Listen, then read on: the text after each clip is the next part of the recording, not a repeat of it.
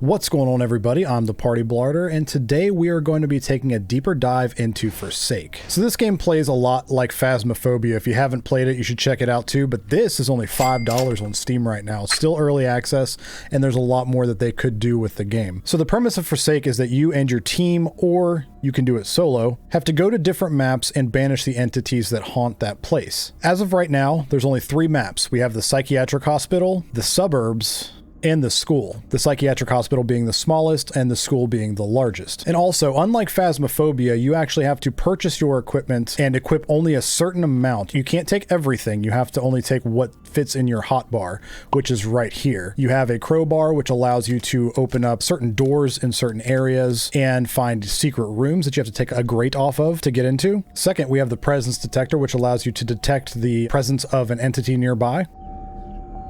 Third, we have a camera, which it's pretty self-explanatory. It's a camera, you take pictures with it. Third, we have a flashlight, which I have used. The thing with the flashlight, though, is that you can't have other equipment out, kind of like in Phasmo, where you can have your flashlight out and an item.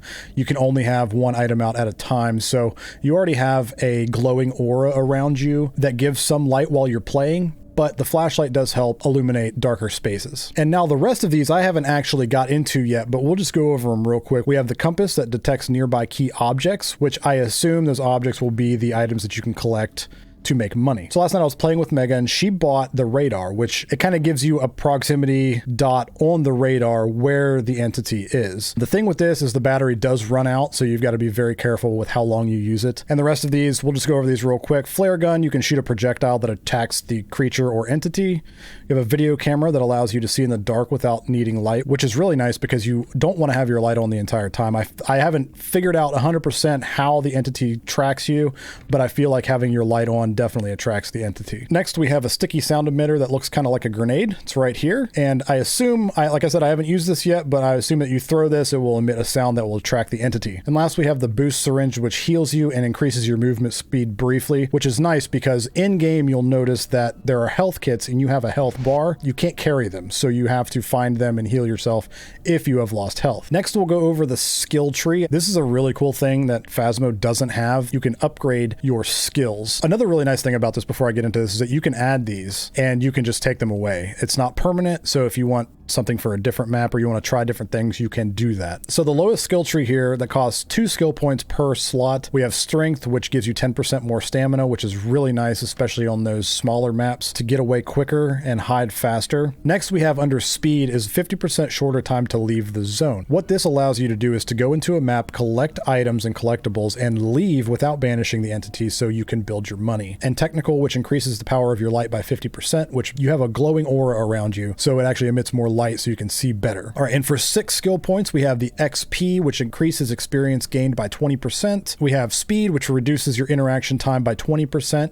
medkit and resurrection. Another nice thing about this game is that if your teammate goes down, you can actually bring them back. You can go to their body and resurrect them, and it takes a little bit of time, but this increases that by 20%. And lastly, in this section, we have the money sign that increases the loot value by 20%. Over to the 12 XP points, we have the strength option of increasing life by 25%, the speed option of increasing speed by 10%, and the technical option of showing other players on the map, which is really, really nice because you don't really know where anybody else is on the map. You just kind of have to tell them what room you're in or follow each other around. And the last section here, we have the 20 XP, which some of these are really, really nice. The strength adds 1 extra equipment slot. If you see over here, that equipment spot is X'd out. So in order to unlock that, you will need this one here. This one is also really, really nice because the entity is attracted by your sound, so no more footstep noises, which is really nice. And lastly, refill a light stick every 20 seconds. And this is another thing about the game that we'll talk about. You have 4 glow sticks whenever you start the game, and that's all you get unless you find more throughout the map, which most